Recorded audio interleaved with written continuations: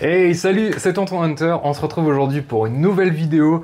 On va essayer d'aller un petit peu sur des terrains obscurs pour le tonton. Et c'est pour ça que j'ai un invité de marque aujourd'hui, mon pote Arnaud, parce qu'on va aller essayer la ruée vers le clon.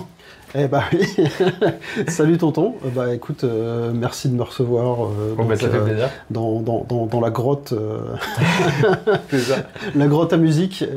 Ouais, bah écoute, oui, J'ai l'impression que chaque gratteux a eu un jour cette lubie. Alors est-ce que c'est à force aussi de regarder les trucs sur internet et tout, mais cette recherche du clon parfait, de ce son. Alors on sait que pour les fans de Van Halen, c'est la recherche du brown sound. Et là c'est un peu, je sais pas, est-ce qu'il y a un guitariste quand je te dis clon, tout de suite, ça te parle, tu l'associes direct? Ouais, bah on pense forcément à John Mayer et puis le son qu'il y a sur son album Continuum de 2002, je crois, si je raconte pas de bêtises.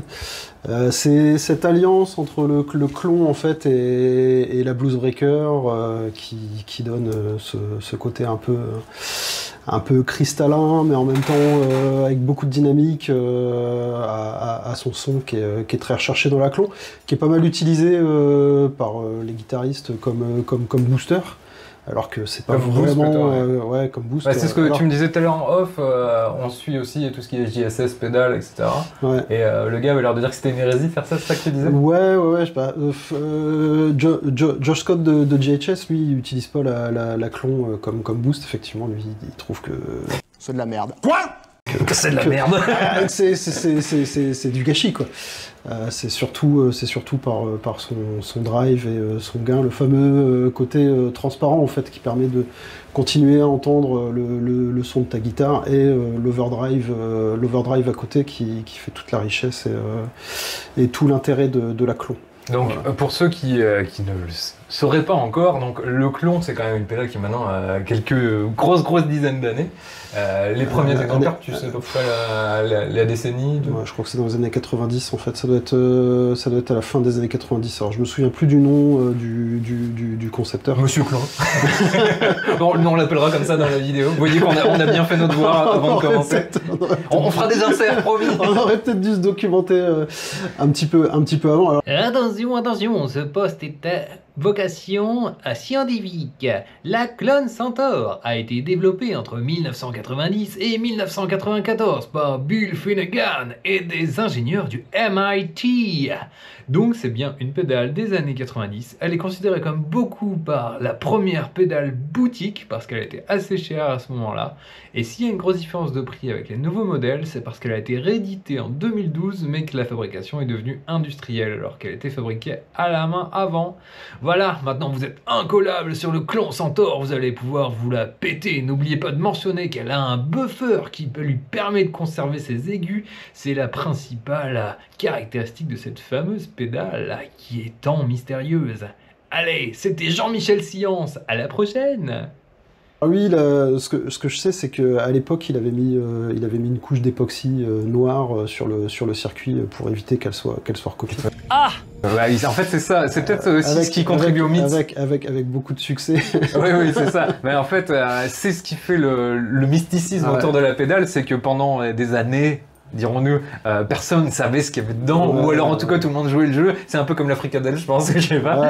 Et à un moment, à un moment, c'est aussi la loi de l'offre et de la demande, les prix des exemplaires des clones qui sont les premiers aventuriers qui l'ont démonté, qui sont envolés. Donc aujourd'hui, je pense que c'est une des pédales qui est la plus copiée, copiée au monde, avec la Tube Screamer, quoi, en fait.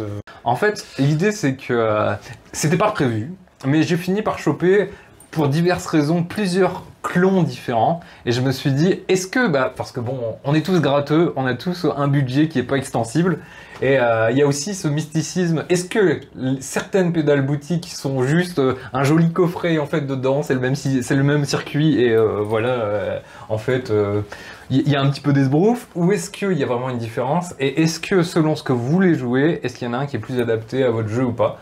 Donc là, je crois qu'on en a un. On a vraiment le clone de clone basique. Je pense que ça va être difficile à articuler tout ça. Le clone chinois, quoi. Attendez, c'est lesquels les Chinois qui étaient alliés aux nazis? Les Japonais? Les Japonais, c'est ça. Autant pour moi. J'avais un embryon de piste, mais non. Si nous avons affaire à des Chinois de Chine, ça ne marche plus. crois que c'est un Mosky, quelque chose comme ça, un Silver Horse. Ouais, Mosky, ouais. Donc là, on doit être sur 30 balles à tout casser. Ouais, t'en as plein sur AliExpress. Ouais, je pense qu'ils se ressemblent un peu tous, mais celui-ci a plutôt bonne presse, donc il fallait évidemment qu'on l'essaie. Et celui-là, bizarrement, moi, ça doit faire... Pourtant, vous savez que le tonton n'est pas du tout branché effet pédale, même si je commence tout doucement à m'y mettre. C'est pour ça aussi qu'il me fallait un Shidoshi des effets en la personne d'Arnaud. Parce que pour la petite histoire, parce que ça je ne l'avais pas encore raconté, parce que Arnaud est déjà intervenu dans une vieille vidéo pour ceux qui suivent. D'ailleurs, si vous n'êtes pas abonné, c'est le moment, parce que si vous étiez abonné, vous le saurez. Et en fait, on était collègues de boulot et on avait vraiment le bureau en face l'un de l'autre. Et donc, on avait réussi à ramener nos grattes pour jouer le midi ensemble. Et c'est un petit peu Arnaud qui m'a tendu le pot de confiture des pédales et des effets. Parce que toi, dès le début, c'était vraiment ton truc. T'aimes bien assaisonner ton son avec différentes couleurs. J'aime bien essayer. J'aime bien les amplis un peu clairs, un peu clean, justement, pour pouvoir essayer. Les plateformes pédales et tout. Toi, t'as toujours joué ton drive les saturations d'ampli, c'est mon credo. À l'ampli, moi jamais, en fait.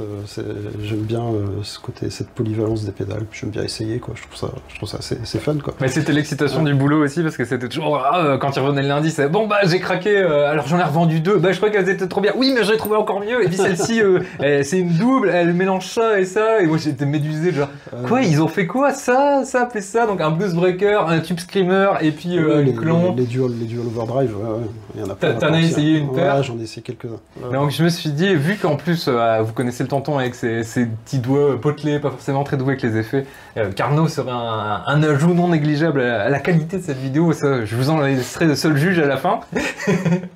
Et donc on a le Mosky. Donc on a dit comme ça, on commence à peu près dans les 30 balles. Ouais. Après, à la base, je devais en faire que 3. J'avais trouvé un Seriaton, qui est une marque qui m'intrigue depuis très longtemps, parce que je sais qu'elle fait notamment des clones d'ampli. Et c'était pendant longtemps... C'est pas indonésien, Seriaton, je me demande. Je sais plus vraiment la nationalité, mais oui, ils viennent d'un pays un peu étrange et lointain. C'est asiatique, je crois. Et je sais qu'ils vendent deux types de clones d'ampli. Ils en vendent même en mode Ikea, où c'est à toi de monter. Donc c'était aussi une bonne astuce, parce que bon, déjà, c'est une marque qui est quand même assez réputée niveau qualité. Ouais, leurs amplis ils sont quand même bien cotés et tout. Ils sont bien réputés. Et c'est aussi... encore une fois, on en revient toujours au nerf de la guerre, au budget. Et je sais que moi, pendant une période où j'avais pas beaucoup de thunes pour m'acheter un ampli à lampe, mais que c'était vraiment mon rêve, je regardais beaucoup les Seriaton parce que t'avais la copie de l'original et qui était parfois, quand tu voyais les reviews et tout, qui était mieux, en gros, qui compensait certains défauts, si on peut dire, d'ampli un peu mythiques. Et eux, ils proposaient à la moitié du tarif. Après, ça dépend. Moi, j'ai toujours acheté beaucoup d'occasions, donc on était au moins la moitié du tarif. Et des fois, vu que c'est une marque qui est connue mais sans l'être, qui est quand même un peu nichée, ça te permettait de choper des amplis de ouf ou des copies d'amplis de ouf pour un tarif abordable, quoi. Ouais. Toi, t'as déjà eu quelque chose de chez eux? Non, j'ai jamais eu, mais j'ai regardé un petit moment, parce qu'à l'époque où j'étais intéressé par un Plexi, et leur copie avait effectivement assez bonne presse. Ouais. Moi j'avais regardé, je me souviens à l'époque, parce qu'ils faisaient des copies du Marshall Slash, et qui étaient déjà de 1 difficiles à trouver, et qui en plus les prix s'étaient un peu envolés. Donc j'ai longtemps hésité à presser la détente, mais bon, finalement ça s'est pas fait. Donc là on a donc une Seriaton qui est en plus magnifique. Vous verrez, je vous ferai des petits inserts. De toute façon, quand on fera les parties test, on essaiera de vous prendre un petit téléphone pour vous montrer un petit peu les réglages, etc. C'est la plus grosse du pedalboard. Ouais, c'est la plus grosse. Donc déjà, elle a gagné, voilà. Et en plus, elle est noire et dorée, elle est assez classe. Et j'ai reçu dans une super belle boîte. Elle est très belle. J'ai acheté d'occasion aussi, comme ça. De toute façon, elles sont toutes d'occasion, sauf là, vous allez voir à la fin, on a pété le budget. J'ai dépensé sans compter, vous savez que ça pourrait être le sous-titre de la chaîne en ce moment. Mais la Seriaton, donc qui fait à la fois Blues Breaker et à la fois clon, évidemment. Bon, je sais pas si on testera la partie Blues Breaker, parce que pas vraiment le thème de la vidéo, mais bon, c'est toujours chouette. On parlait tout à l'heure des Dual Overdrive qui ont un peu la cote quand même. Voilà, c'est la pédale parfaite pour faire du John Mayer, là, pour le coup. Ouais, c'est ça. Et toi, tu disais un peu de John Mayer, et moi, j'avoue que c'est un petit peu mon idée aussi, Fort Joe Bonamassa plutôt de mon côté. Ouais. C'est que moi, je vois ça un peu comme un rehausseur de blues. C'est un blues plus, tu vois. Clairement. Ouais, bon, vous nous excuserez, on n'a pas pu acheter un Dumble Overdrive pour le faire le test. Ouais. Il nous manquait à peine 20 000 balles. Donc... Il y a plein de super pédales qui le font aussi. Ça pourrait être fun aussi de faire une autre vidéo là-dessus. Mais là, j'avais vraiment envie de faire ce test. geste. Et puis tout simplement, vous êtes plusieurs aussi à des fois me demander des options un peu budget. Ce sera l'occasion. Donc on a dit le Mosky à 35, le Seriaton qui est déjà quand même dans les 200, ce qui est quand même déjà assez haut pour une pédale. Après c'est une double, donc à voir au lieu que si vous deviez acheter aussi un Boost Breaker. Pour un dual overdrive, ça va. Hein. Ouais, c'est le prix, c'est à peu près la cote. Je crois que ça, dans les 180, vous commencez 170, 180, vous commencez à trouver certaines versions. Parce que je sais qu'il y a plusieurs couleurs aussi. Voilà, et donc je vous avais dit qu'on avait claqué le budget. J'ai réussi à trouver un Klon KTR, donc la deuxième version du mythique Klon. Ce qui est assez drôle, vous verrez, c'est la petite citation sur le panneau de commande où il est écrit en gros si la hype autour et le prix, la hausse des prix du Klon vous révolte, n'oubliez pas que c'est pas ma faute, quoi. C'est parce que les gens ils commencent à les vendre super cher et qu'il y en a qui les achètent. Donc, et à la base, il avait créé cette deuxième version justement pour contrer la hausse des prix du premier. Et ça a eu l'effet totalement inverse parce que ceux-là aussi sont montés à plus de 500 balles. Oui, c'est 400, 500 balles pour une KTR. Normalement, ouais, mais on en voit dans les 800, voire dans les 1000. Alors après, c'est les prix affichés. Vous savez bien qu'il y a toujours cette petite... C'est Reverb. Ouais, voilà, il y a à prendre et à laisser. Après, on peut quand même voir les ventes conclues et force est de constater qu'il y en a qui se sont vendus dans les 800-900. Ah, quand même. Donc, ça existe. Ouais, alors, peut-être quelqu'un de pressé qui a dit non, il m'en faut une maintenant. Je pense que avec toute l'offre qu'on a aujourd'hui sur les clones qui font la même chose, voire parfois plus, que la clon originale. Peut-être que les KTR, elles perdent quand même un petit peu. Après, tu sais, c'est comme... Il y a quand même toujours une frange des guitaristes, c'est un peu comme les grattes, où il y en a qui ne jurent que par Gibson ou que par Fender, et tant que c'est pas écrit Gibson ou Fender sur le bout du manche, ça n'a pas de valeur, tu vois.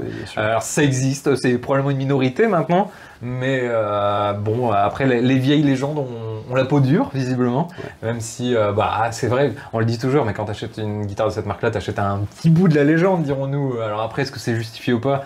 Vous savez bien que sur la chaîne, on a testé je sais pas combien de copies, que ce soit des Super Strat, des Strat ou même des Les Paul, qui n'avaient pas forcément le nom Fender ou Gibson dessus, et pour être poli, elles étaient bien placées niveau concurrence. Pour pas dire qu'elles atomisaient certaines originaux. Et puis que ce soit Fender ou Gibson, c'est des marques qui ont quand même eu des petits bad buzz à certaines périodes. Il y a des creux dans les vagues, il y a des années un peu moins recommandables, dirons-nous, pour se fâcher avec personne. C'est ça. Donc voilà, petit test sans prétention, de voir un petit peu... Après, ça peut être drôle de voir aussi, si l'un d'entre nous joue, genre face cam, et l'autre lui met les différents clans, mais sans lui dire lequel, et il doit, pas à l'aveugle, mais presque... celui-là, il est top. Ouais, c'est ça, mais j'ai rien mangé. Ah, merde. Sachant que du coup, on aura un quatrième petit concurrent, même si c'est une compétition amicale, c'est que quand j'ai parlé de cette idée saugrenue à notre ami Ben de chez AMS, il m'a dit « Attends, bouge pas !» Mais j'étais littéralement au volant de ma bagnole, du coup j'ouvre la fenêtre et tout, il part en courant et tout, et il revient avec un petit truc, il y a je sais pas combien d'années, pour délirer comme ça, je m'étais fait un petit clone de clon pour moi, tranquille. Je sais même pas, je pense pas que ça a été commercialisé, mais peut-être que je me trompe. Vous nous direz si vous avez entendu parler de cette chose. Qu'il a appelé Boost, lui. Ouais, il avait déjà quand même une idée derrière la tête sur l'utilisation. Donc l'usage était déjà un peu déterminé. Et il m'a dit tiens, t'essaieras ça, tu verras, puis tu me diras si t'as bien aimé. Voilà, sans prétention, encore une fois. Et donc voilà, on l'a intégré au pedalboard. Bon, vous connaissez le cab management type du tonton, c'est-à-dire on fait ce qu'on peut. C'est-à-dire no management. C'est-à-dire on nous a laissé non supervisé et il fallait pas. Donc voilà, on va passer un petit peu à la fest test après. Toi, du coup, qu'est-ce que tu recherchais vraiment dans cette ruée vers le clon? Alors j'en ai eu quelques-unes, notamment la Savage de chez Anasound, qui est quand même une bonne référence. Quand tu fais des recherches, tu tombes principalement sur celle-là. C'est pas pour rien qu'elle est reconnue. Moi, je m'en suis principalement servi comme boost.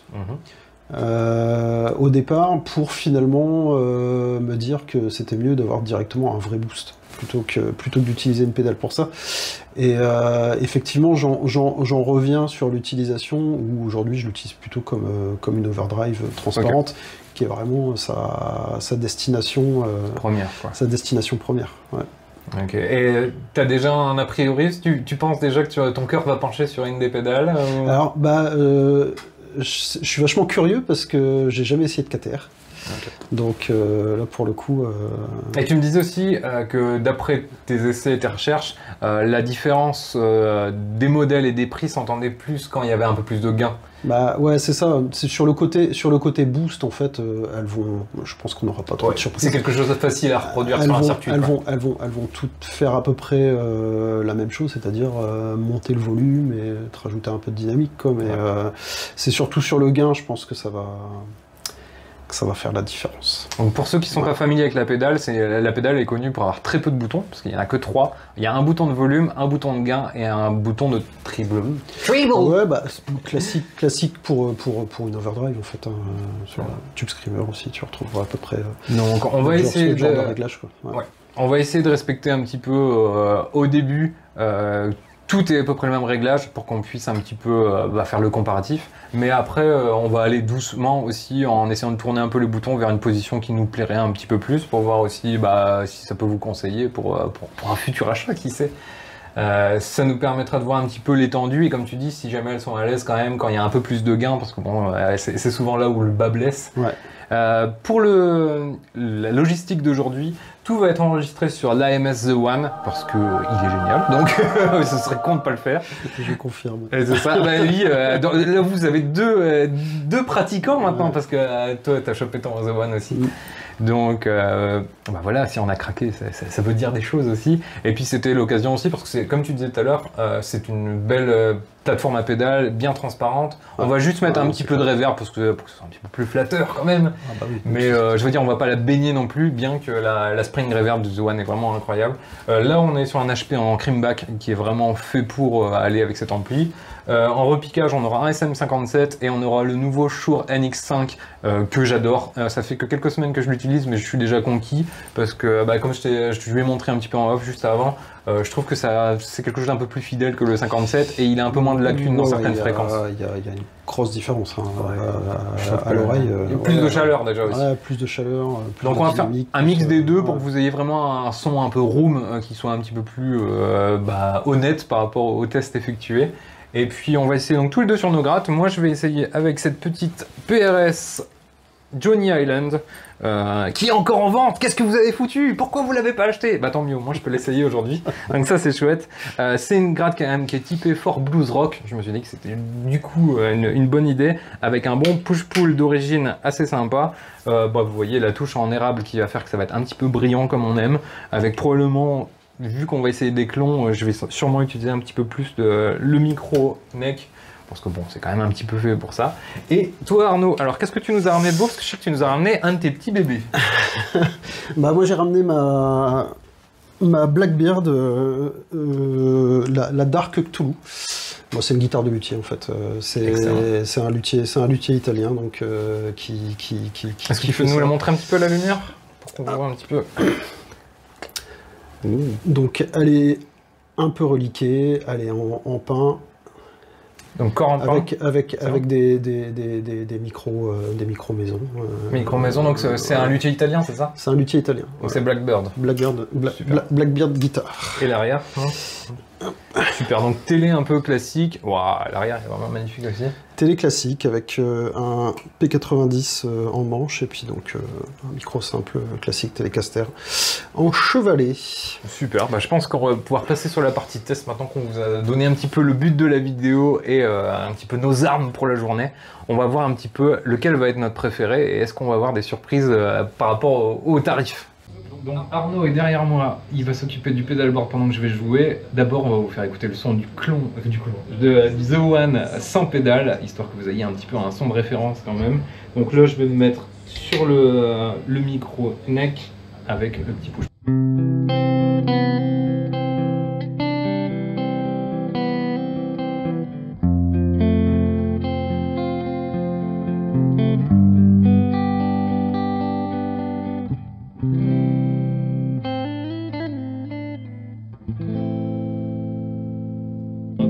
Donc vas-y, mets-moi celui que tu veux et on va regarder un petit peu ce que ça donne.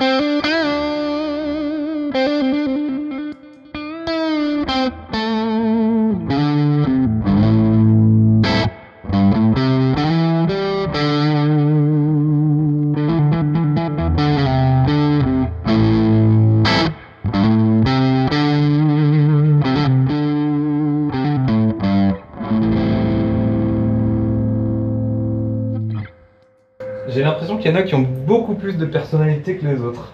Mais j'arrive pas vraiment. On va faire un 1, 2, 3, 4. D'accord. Et je te dirai lequel est mon préféré. D'accord. Tu me mets le. Je te remets les mêmes réglages qu'à l'origine.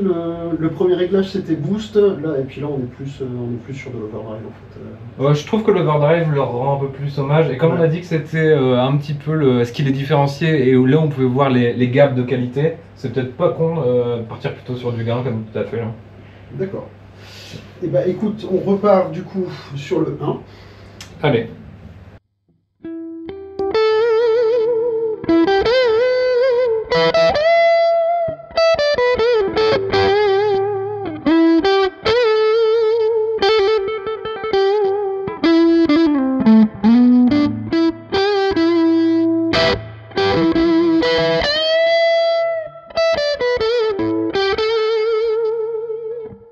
Alors celui-là j'aime bien, mais je trouve qu'il me manque un poil de présence dans les graves. Je trouve que les aiguilles sont un petit peu violents. J'ai monté un petit peu le treble à un moment, mais ouais, Ok. effectivement, ok. On passe sur le 2. Ok.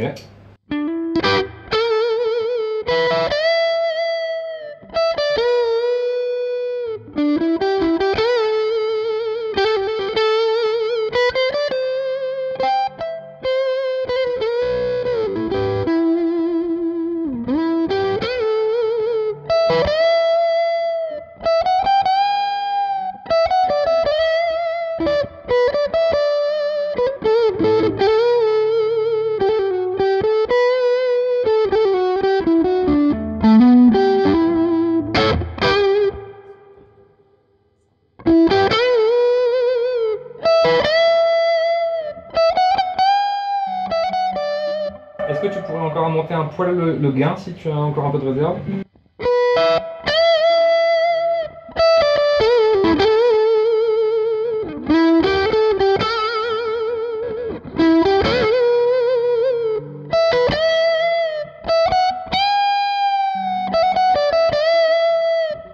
Bon, pour l'instant, je préfère celui-là au premier. Allez, on passe sur la 3.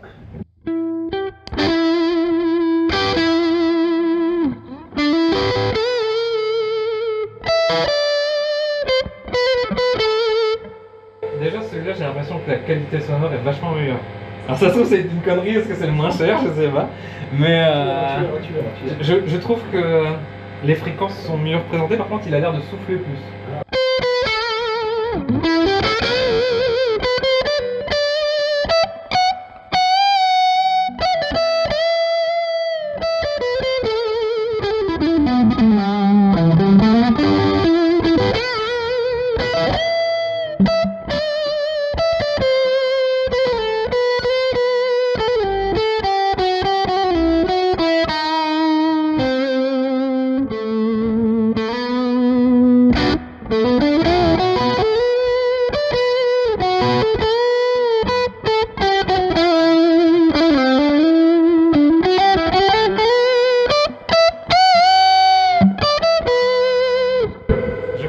Préféré, même si là le dernier réglage me plaisait un petit peu moins, mais il y a eu un moment où c'était pile le son, genre je cherche d'un clon. J'ai juste un peu varié sur le gain et sur la tonalité. Ok, donc je trouve qu'il je touche pratiquement pas au volume sur celui-là. Sur ces réglages-là. Je trouve qu'il a vraiment une belle range.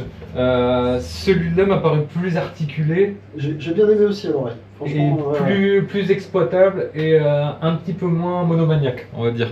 Parce que il y a le problème du souffle, mais sinon, mis à part ça, effectivement.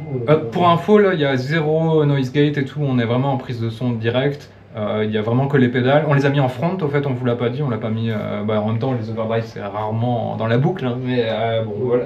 Pour que vous sachiez tout, voilà. Le quatrième, du coup. Pour l'instant, donc c'était celui-là mon préféré. C'est parti.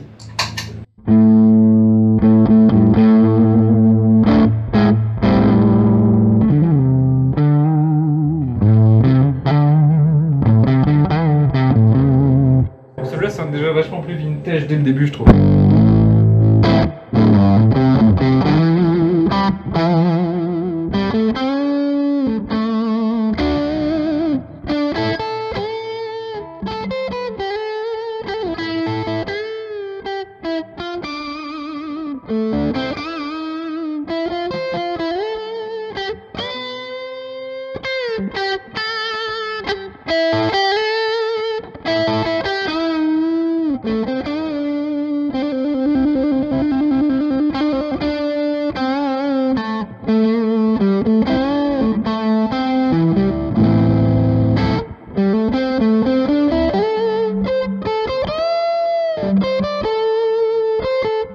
Tu peux mettre un poil plus de treble, s'il te plaît.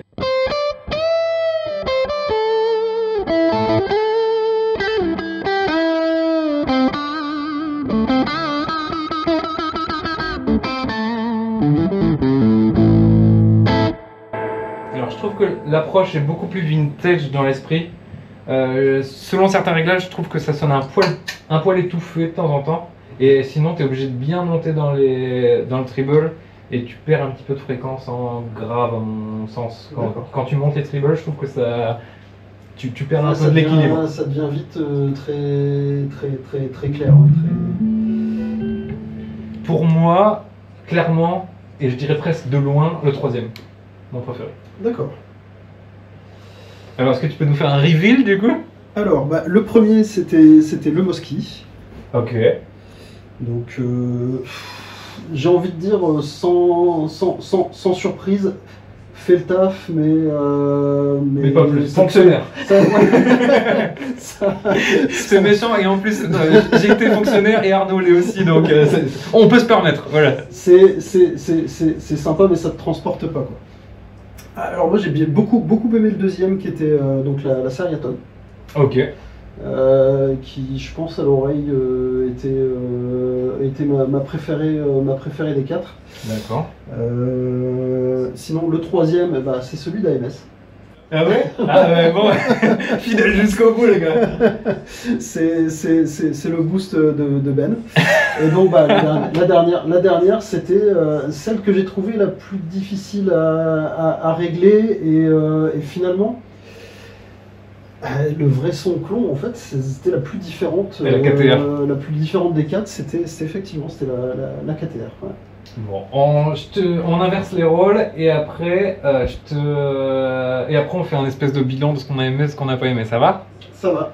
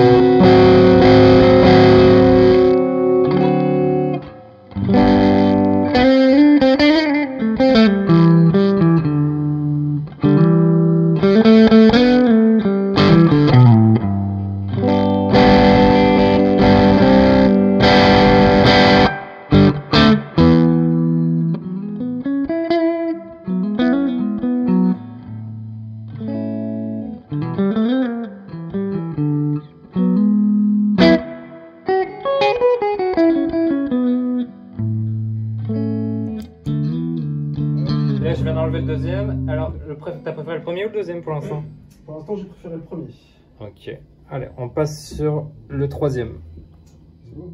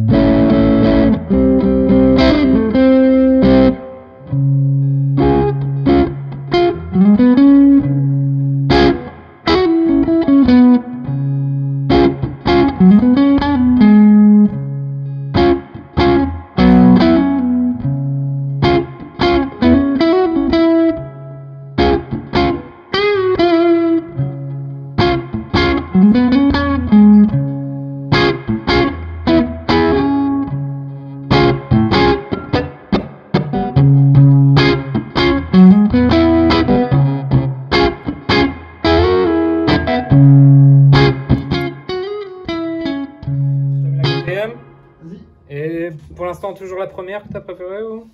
J'aime bien la 3 aussi. Ok. Tu veux que je te fasse un comparo 1 et 3? Vas-y. Je te remets la première. Vas-y, la première.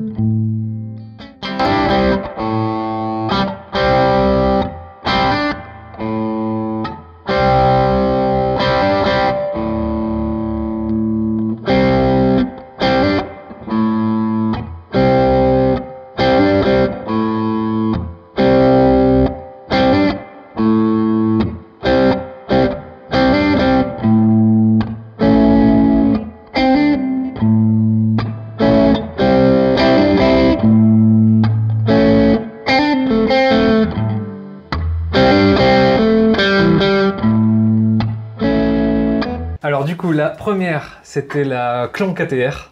D'accord. La deuxième, c'était la Mosky. D'accord. La troisième, c'était la MS. D'accord. Ok. Et la quatrième, celle qui va mieux avec la tienne, c'est la Seriaton. C'est déjà quand t'avais joué, ouais, c'était celle que j'avais. C'était plus tes couleurs? Ouais, c'est celle que j'avais préférée, effectivement.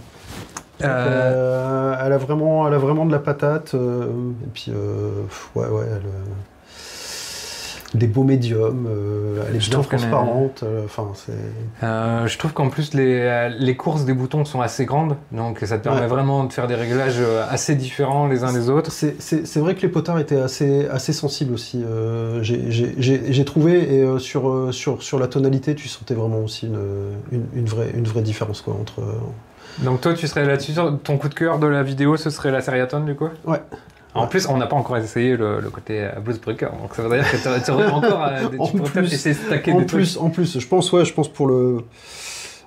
pour le rapport qualité-prix, bon bah de toute façon la MS elle est hors concours parce qu'elle n'est pas commercialisée, mais à voir. Il faut que j'en parle à Ben.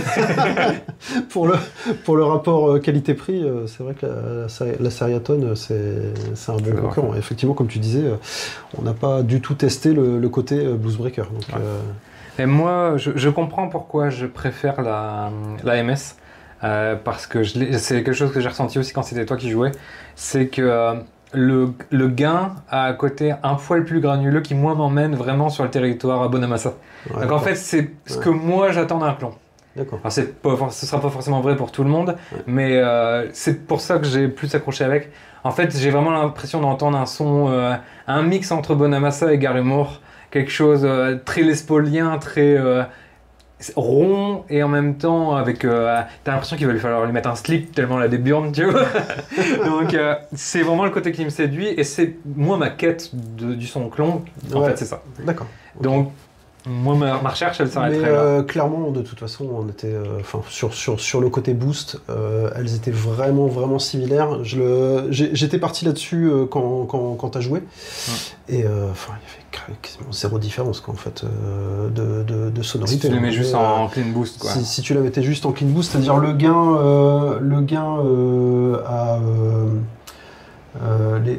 légèrement élevé à 9h, enfin oui c'est ça, ouais, le gain à 9h et le volume à 15h, et là ça... Soit c'est pure clean boost, et on avait des sonorités assez similaires.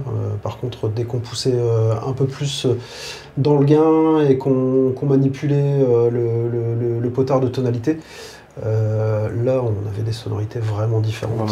Ouais. C'est ce que j'ai trouvé aussi, donc finalement la multitude de... Surtout avec le The One en plus, ça pardonne pas. C'est sans filet, ouais. T'as vraiment le son de la pédale. Mais justement, finalement, est-ce que ça justifie pas la multitude de clones sur le marché? Parce que finalement, on s'attendait à vraiment des... vraiment que ça se tienne dans un mouchoir de poche, et je trouve que finalement, en fait, c'est pas des si petites différences. Il y en a qui sont vraiment dans des...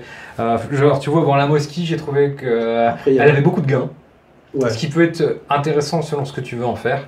Après, est-ce que si tu veux beaucoup de gains, est-ce que c'est vraiment un clone qu'il te faut? C'est un autre débat. J'ai été assez surpris de la KTR. Pas en mal, mais par contre, elle a un côté vintage qu'on peut les deux autres.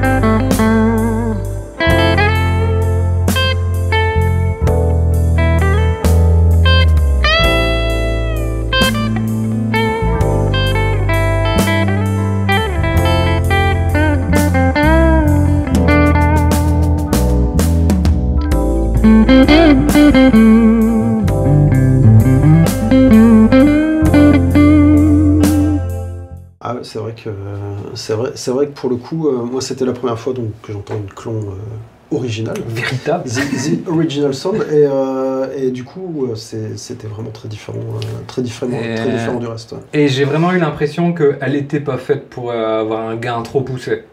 Donc, parce qu'en fait, donc je me rends compte que ma poursuite du son clone, beaucoup de compression et en fait pas un clone parce que visiblement si on prend l'original comme étant ce qui doit être, dirons-nous, je trouve que quand on la pousse un petit peu, elle a un côté un peu muddy, brouillon.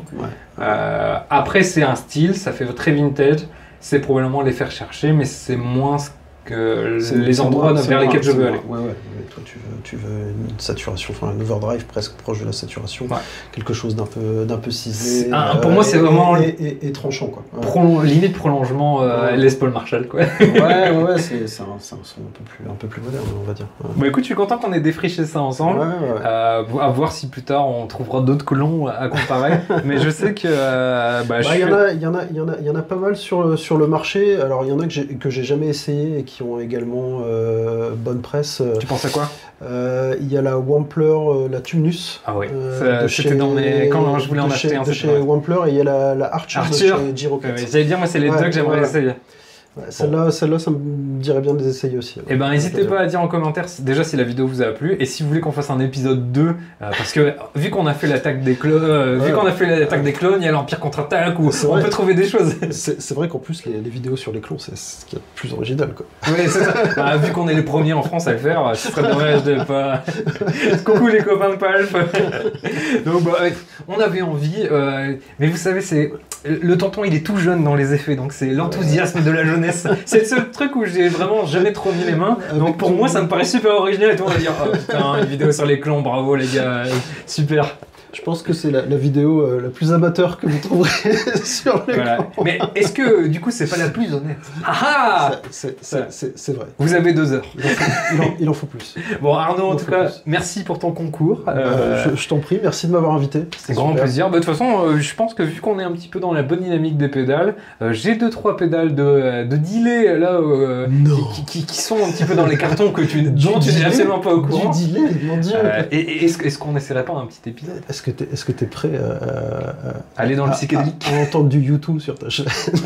Bah, j'allais dire, mettez-le en commentaire, mais ce sera probablement déjà tourné, donc dans l'espace, personne ne vous entendra crier. Dans l'espace commentaire, évidemment. Ouais. Bon, allez, c'était Tonton Hunter et notre cher Arnaud qui nous a fait le plaisir de nous rejoindre. On se voit bientôt. Prenez soin de vous. Ciao. Ciao.